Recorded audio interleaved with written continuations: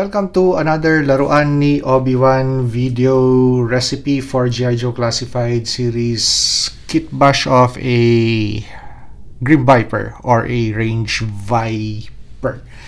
Okay, so let us first take a look at the file card of the Grim Viper or Range Viper.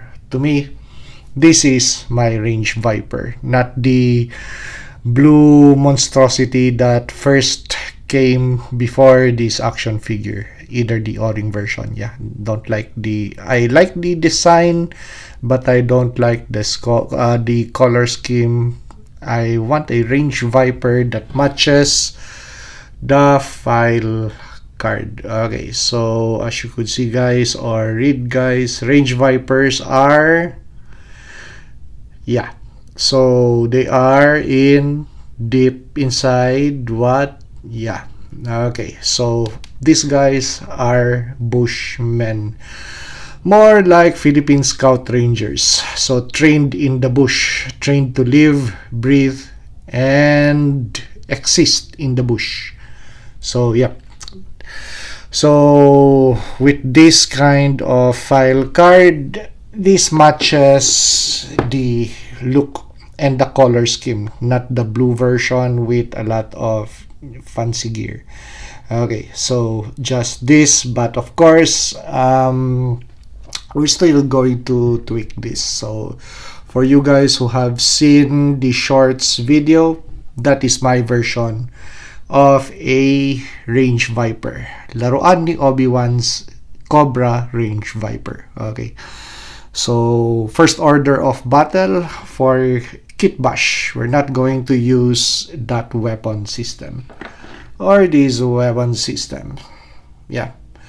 So we are just in the works of waiting for clearance for more G.I. Joe Classified series vehicles at Walmart. So we're going to get another one and Kitbash it.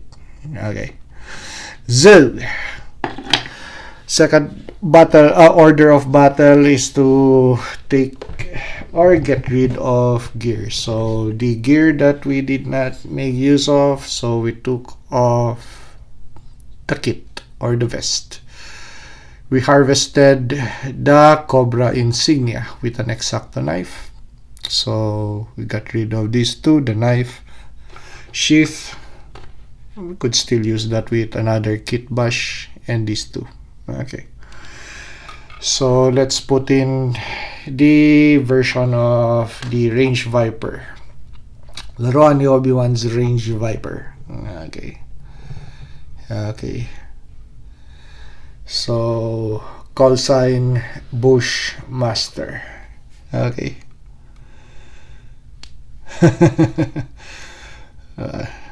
Okay, here you go. So for those of you guys who haven't seen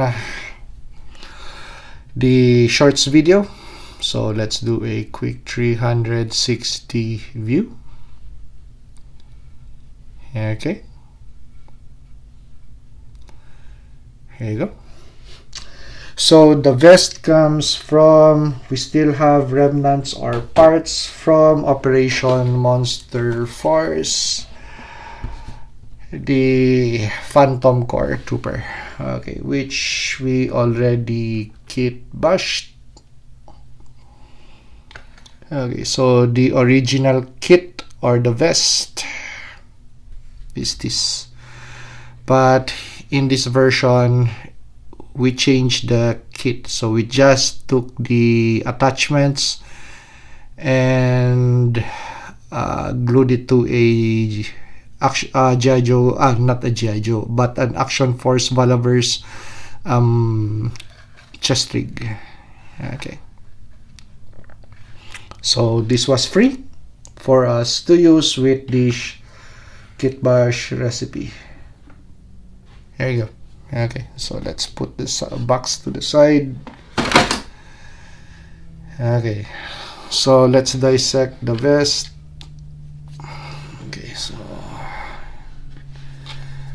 Okay, pouches from Fortnite Metal Mount, pouches from All Is Best, Eric Killmonger, Marvel Legends. Okay, that a very simple recipe actually. Just simple tweaks here and there, nothing very fancy. Okay, so that is from Mass Device Breaker, which we have a ton of. Okay, so we're using the Mass Device Breaker for parts and accessories. Here you go. So once again, a closer look at the vest before we discuss the head unit. That is still his pistol, the Grim Viper's pistol. Okay, but we just chopped off the extended magazine. Yes, whenever you articulate the action figure, it's going to hit this section of the bag, and yep, it's going to detach the bag. So just better cut it off. Okay, to demonstrate,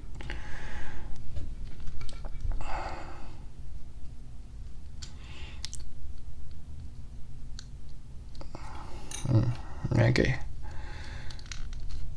so yeah, so we have nice range or mobility without that protruding section hitting that pocket, okay, of the backpack. Okay, before we go to the weapons platform, let us first take a look at the vest. Okay, so those stickers, actually not stickers but the decal. Okay, so this is from the Grim Viper's kit or vest. So with an X-Acto knife, with this, so yeah, just carved it off and glued it to the information plate. Okay, that is from my 1:6 scale action figure slot. So stickers add-on, so why not use it? Okay, it's just lying there, so we could use it with this figure. Okay, so these two pieces, where did these come from? Of course, the Operation Monster Force kits, once you take out the attachments, they would have holes 1, 2, 3, and 4, and 5, one on the back. Okay, so to make sense of the holes, so these two white things used to be the earpieces of the helmet. So once again, with an X-Acto knife, we carved it off and glued it to cover those holes. Okay, so we're going to discuss the POU, or the philosophy of use, or what are those, okay, later on. So I'm just explaining where the pieces comes from. Okay, now this thing that is attached to the helmet. Okay, there you go. So I was looking at the head sculpt of the Grim Viper, and it was bulbous in this section, but towards the face, it was just way too lean, so doesn't have that bulk of a helmet piece, so seems kind of unrealistic. So what I did was to use a G.I. Joe Classified series helmet from this guy, and we carved out the top piece. Okay, so where's the top piece? Okay, so for you guys, your reference. Okay, there you go. Okay, so yeah. So we just carved out that section and glued it to the side of this head unit. Okay, Now with a Gundam marka, because this area, the teeth, it's just way too white, no separation, no contrast. So what I did with a Gundam marker was just to draw carefully a straight line to provide contrast. Here you go. Okay. And a little bit of green paint on the lobes of the brain of this helmet. Okay, left hemisphere, right hemisphere. So yeah, with my favorite choice of paint. So easy put on, easy put off, dries quickly, nothing fancy. Okay, there you go. So still an original piece, and because the breaker helmet has that hole on the back, so you could still attach that instead of attaching it to the back section, which is already covered right now. Okay, but you still got that hole to plug this section in. Okay, now weapon primary.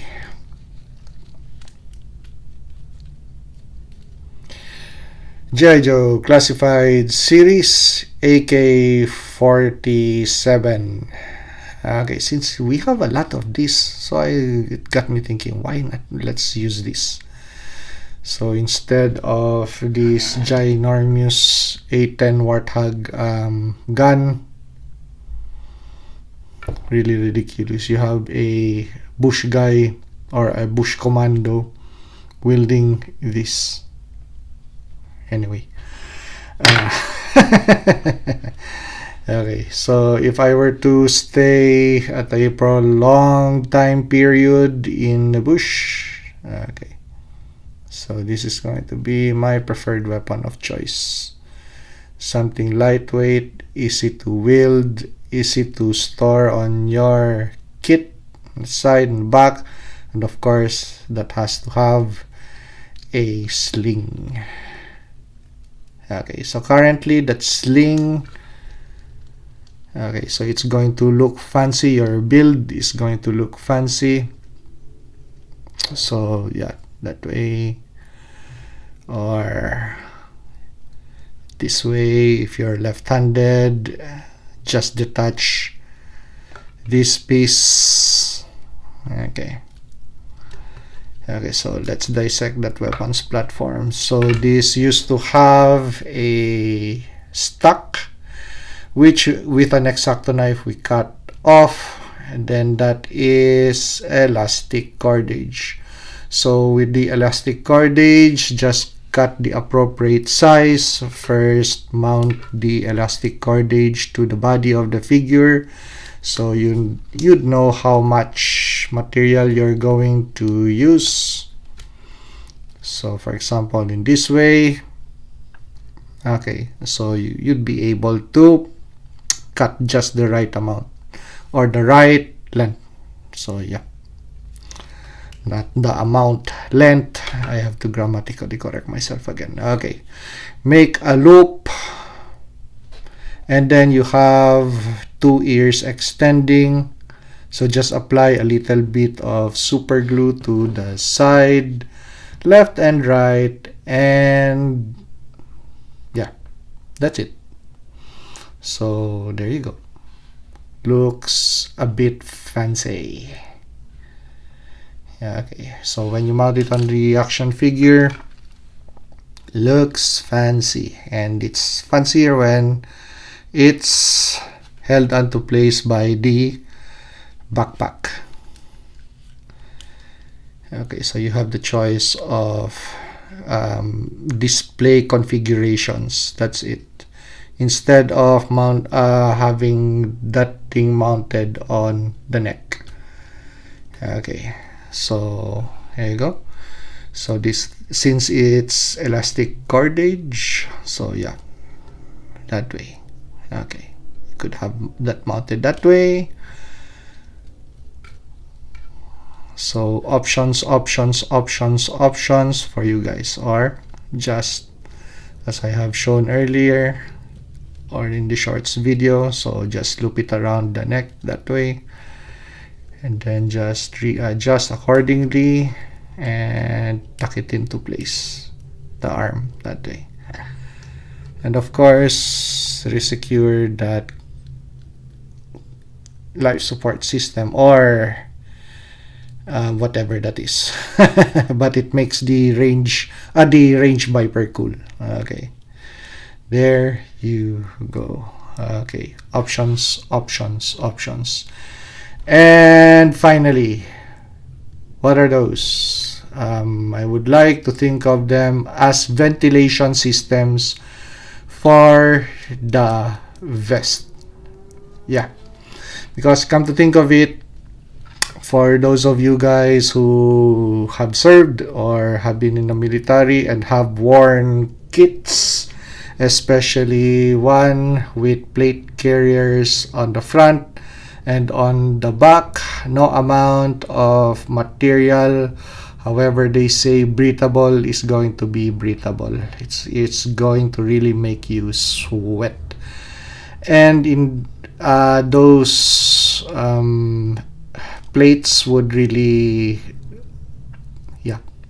generate heat or gather heat from you and bounce it back to your body, especially your heart, which you have to protect. Okay, so I wish future designs of vests or kits would have ventilation systems to cool down, especially the front plate. Yeah, because actually you're a meat sandwich. You have a plate here, and the heat is going to center line. And well, this looks very cool, but very uncomfortable starting once those plates really gather heat from the sun and from your body, especially it's pressed down, and your body also generates heat, and your body also tries to disperse heat by sweating, so the heat would bounce to the plate carrier and back to your body. So yeah, very uncomfortable. So what you end up doing actually is to, when it's downtime and there's really nothing much to do or what, you end up grabbing onto this section of the vest and trying to lift them up to provide space so your body could ventilate. Yeah, so that is from actual experience of wearing kits. So yeah, ventilation systems, active ventilation systems that would really disperse it. Okay, so that's it. Very simple Kitbash recipe video with a little bit of information. Okay, so making the build more bearable and a little bit realistic for a adult action figure collector, an adult action figure collector who has already served or has served or still in service. Okay, so if you like this review, like, comment, and subscribe to help me grow my channel, and see you on the next action figure or custom action figure review.